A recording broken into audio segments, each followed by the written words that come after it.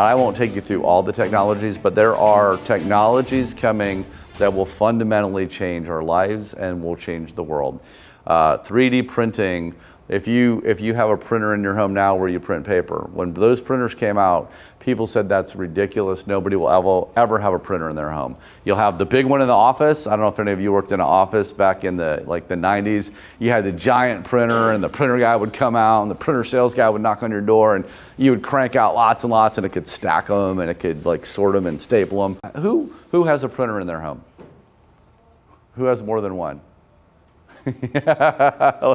So half the room has more than one, right? So 3D printers will print stuff. It'll be like Star Trek where the guy is like orders the food and it just like makes the food out of nothing, right? If the caster on your chair breaks, if the little grommet on your refrigerator doesn't work, you'll just print it. You won't need to go to the store, right? They're printing food, they're printing body parts, they're printing everything now.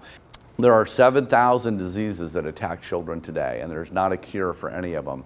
These guys have figured out how to take the DNA, how to edit it, and literally, so your DNA, so DNA is a bunch of proteins, and a bunch of proteins come together, and the DNA makes genes, genes make chromosomes, et cetera, et cetera. So it's really just like these little letters, A, C, T, and G. And so think about a copy machine. When you were young, or well, the not so young people, if you made a copy of a copy of a copy, it was messed up, right? Remember how you do that? So your body replicates itself. Your DNA replicates itself, and over time it gets messy. Like it just gets inaccurate, and the copy of the copy isn't so good. That's where cancer comes from. That's where all these things come from, is you're vulnerable to these diseases. Aging is actually a disease, in my opinion. And these diseases that come from aging, like cancer, they're usually related to age, and they're usually related to your DNA had an error in the replication process, or it was vulnerable somehow. And so they can take it out.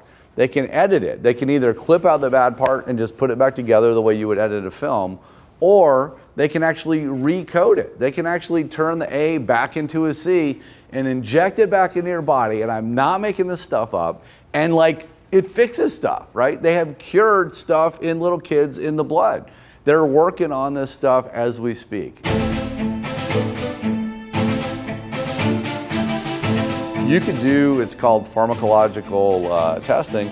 You could actually test somebody in advance now and know genetically if that drug's gonna work for them or not, right?